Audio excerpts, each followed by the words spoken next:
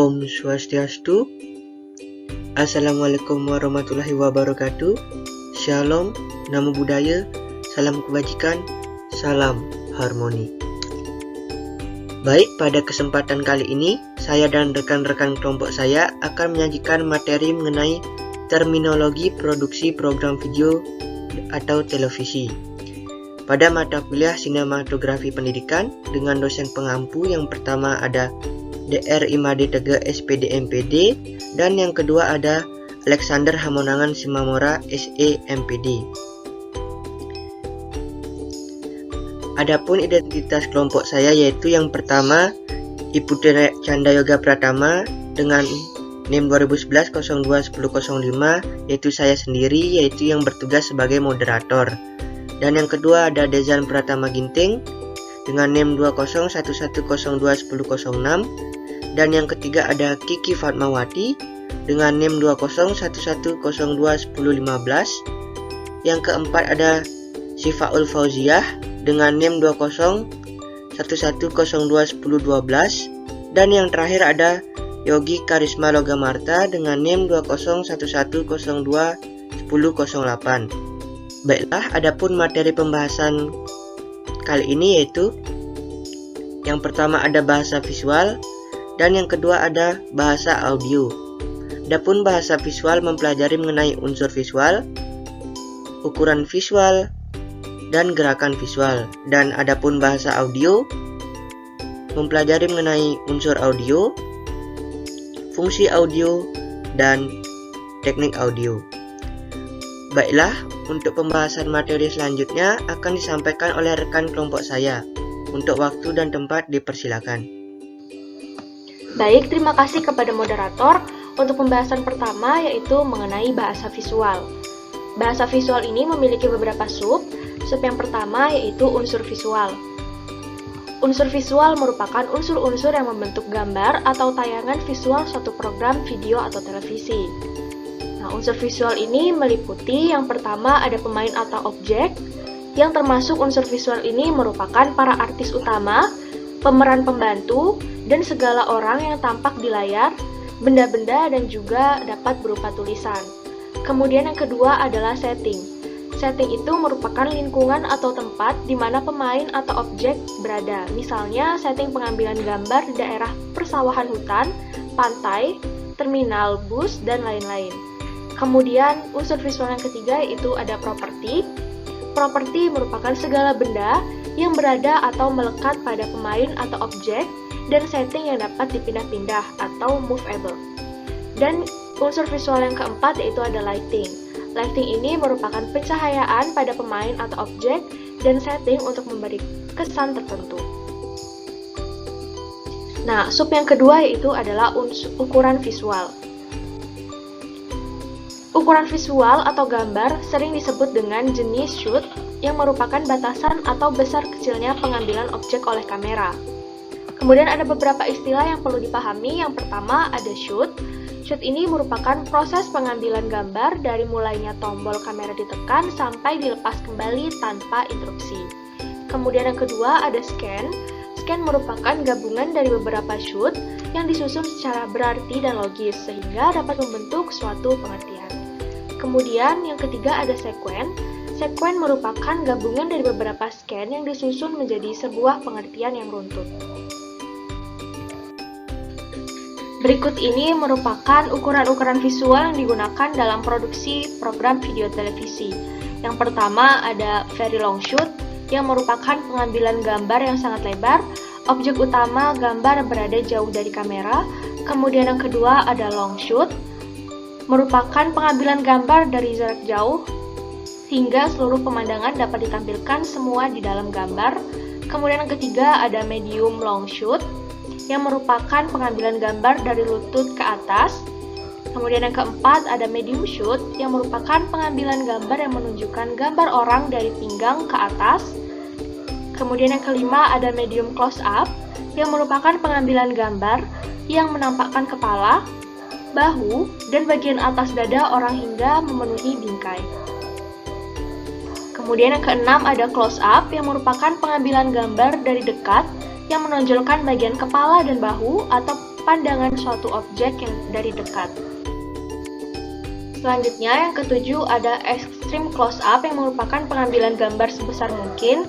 Kemudian yang kedelapan ada big extreme close-up yang merupakan pengambilan gambar yang sangat spesifik, misalnya gigi, mata, dan lain-lain. Kemudian yang kesembilan ada one shot yang merupakan pengambilan gambar dengan satu objek. Kemudian yang ke-10 ada two shoot yang merupakan pengambilan gambar dengan dua objek. Kemudian yang ke-11 ada three shoot yang merupakan pengambilan gambar dengan tiga objek. Dan yang ke-12 ada group shoot yang merupakan pengambilan gambar sekelompok orang atau lebih dari 3 orang atau benda. Kemudian yang ke-13 ada big extreme close-up yang merupakan pengambilan gambar yang melibatkan 2 orang dan salah satu gambarnya diambil melalui pundak pelaku lain atau foreground. Dan yang ke-14 ada mirror shoot yang merupakan pengambilan gambar dengan bantuan cermin di mana objek diambil dari cermin. Baik, sekian penjelasan dari saya. Untuk materi selanjutnya akan dilanjutkan oleh rekan saya, Yogi.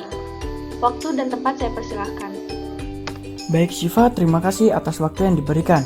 Di sini saya akan melanjutkan presentasi mengenai bahasa visual, yaitu yang dibahas yaitu gerakan visual. Gerakan visual adalah proses terjadinya gerakan gambar dan pergantian shoot yang disebabkan oleh gerakan objek, gerakan kamera di tempat, gerakan kamera berpindah tempat, dan proses editing. Adapun gerakan-gerakan tersebut yaitu yang pertama gerakan primer. Gerakan primer di sini yaitu gerakan yang terjadi di depan kamera. Gerakan ini ditimbulkan oleh gerakan pemain atau objek di depan kamera, sedangkan kamera tidak bergerak. Lalu yang kedua yaitu gerakan sekunder. Pada gerakan sekunder, perubahan gambar terjadi karena gerakan kamera dan juga kadang-kadang disertai gerakan pemain atau objek. Lalu adapun gerakan sekunder itu terdiri dari yang pertama ada pan atau panoramic shoot, yang dimana gerak kepala kamera secara horizontal ke kiri yang disebut pan left atau ke kanan yaitu pan right. Lalu yang kedua yaitu tilt, yang dimana gerakan kepala kamera secara vertikal ke atas atau tilt up atau ke bawah tilt down. Lalu yang ketiga yaitu dolly, gerak kamera menjauhi dolly atau track out atau mendekati objek dolly yaitu track in yang direkam. Lalu yang keempat ada crane, pengambilan gambar dengan kamera yang ditempatkan pada suatu alat berupa kendaraan kecil yaitu troli yang dilengkapi dengan lengan-lengan katrol. Lalu yang kelima yaitu zoom. Zoom di sini terdiri dari dua, yaitu zoom in untuk memperbesar focal length suatu lensa dan zoom out untuk memperkecil focal length suatu lensa.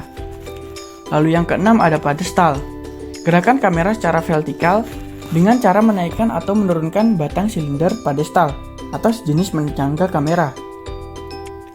Lalu yang ketujuh yaitu follow, gerakan kamera yang mengelilingi objek yang bergerak. Lalu yang kedelapan ada suspend, gerak pan kamera secara horizontal dengan cepat sekali dan mengarah ke suatu objek. Dan yang kesembilan yaitu follow focus, pengoperasian kamera dengan cara mengubah fokus lensa kamera dari suatu posisi objek bergerak ke posisi fokus berikutnya. Dan yang ke-10 yaitu shallow focus, yaitu perbedaan ketajaman gambar di layar yang dihasilkan dengan teknik memanipulasi lensa kamera. Dan yang ke-11 yaitu full back, yaitu gerak kamera menjauh secara cepat dari suatu kegiatan atau action. Lalu adapun gerak tersier, yang dimana gambar tersier merupakan perubahan gambar terjadi pada proses editing atau dapat pula pada penggunaan beberapa kamera saat pengambilan gambar dan selanjutnya akan dimixing. Lalu adapun jenis-jenis gerakan tersier yaitu di sini yang pertama ada cut. Cut yaitu masa peralihan antara dua buah pengambilan gambar yang dihubungkan dengan menyambungkan kedua hasil pengambilan tadi menjadi satu. Lalu yang selanjutnya ada fade, permunculan gambar secara perlahan-lahan dari keadaan yang tidak ada gambar atau gelap ke keadaan gambar yang nampak dengan jelas yaitu fade in, atau juga dari keadaan gambar yang jelas ke keadaan yang gelap yaitu fade out. Lalu yang ketiga ada dissolve. Dissolve di sini yaitu pergantian gambar dengan cara tumpang tindih secara perlahan-lahan. Dissolve digunakan untuk menyatakan hubungan erat dua buah gambar dan menunjukkan berlalunya waktu. Lalu yang keempat ada superimpose atau SE, yaitu perpaduan dua gambar atau lebih ke dalam satu frame atau bingkai. Maksudnya di sini yaitu penempatan gambar yang baru di atas gambar yang ditayangkan atau tulisan di atas gambar. Dan yang terakhir ada efek, yaitu visualisasi variasi sebagai perubahan tambahan pada gambar. Baik, sekian penjelasan dari saya. Untuk materi selanjutnya akan dilanjutkan oleh rekan saya. Untuk waktu dan tempat saya persilahkan. Baik, terima kasih. Di sini saya akan melanjutkan presentasi dengan submateri selanjutnya, yaitu bahasa audio.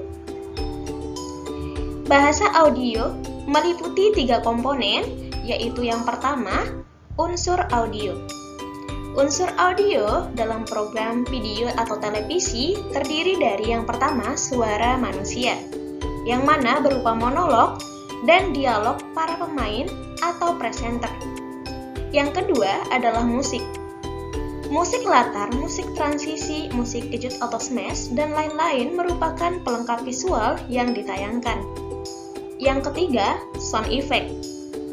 Sound effect bisa menghidupkan setiap gerak dalam shoot. Misalnya, ketika adegan mengetok pintu, maka diberikan sound effect ketukan pintu.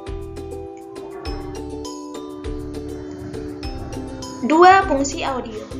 Fungsi audio dalam program video atau televisi berkaitan dengan kedudukan audio dalam program tersebut. Musik yang digunakan dalam program video atau televisi, yang pertama yaitu musik tema.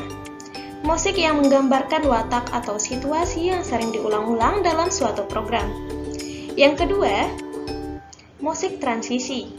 Musik yang digunakan sebagai penghubung 2 adegan. 3. Musik jembatan atau bridge. Musik ini berfungsi menjembatani 2 buah adegan. Yang keempat, musik latar belakang, yang digunakan untuk mengiringi pembacaan teks atau percakapan. Yang terakhir atau yang kelima adalah musik smash, musik yang digunakan untuk membuat kejutan atau tekanan. Baik, sekian penjelasan dari saya. Materi selanjutnya akan dilanjutkan oleh rekan saya, Dezan. Waktu dan tempat saya persilahkan. Baik, terima kasih Kiki. Selanjutnya saya akan melanjutkan pembahasan tentang teknis audio. Teknis audio adalah cara bagaimana audien yang merupakan pendengar atau pemirsa mendengarkan suara yang disajikan. Dalam teknis audio ada beberapa istilah. Yang pertama yaitu fade-in. Fade-in merupakan perubahan suara audio yang terkontrol mulai dari suara masuk semakin keras dan akhirnya normal. Yang kedua yaitu fade-out. Merupakan perubahan sinyal audio yang terkontrol mulai dari normal, melemah, dan akhirnya menghilang. Dan yang ketiga ada crossfade, yang merupakan peralihan dari suatu sumber suara yang melenyap perlahan-lahan, sementara itu muncul sumber suara lain secara juga perlahan-lahan. Baik, yang keempat yaitu off-screen voice atau yang disingkat OSV, yang merupakan suara terdengar tetapi orang lain sebagai sumber suara tidak tampak di layar. Yang kelima, on dan off mic, yang merupakan kedudukan sumber suara dan mikrofon dalam rekaman audio. Baiklah, sekian yang dapat saya sampaikan. Saya kembalikan kepada moderator. Terima kasih kepada rekan-rekan kelompok saya yang telah menyampaikan materi pada pembahasan materi kali ini. Untuk itu, saya sebagai moderator memohon maaf bila ada salah kata maupun pengucapan yang kurang berkenan. Untuk itu, sesi presentasi kali ini saya akhiri. Terima kasih dan saya tutup dengan Parama Santi. Om Santi Santi Santi Om.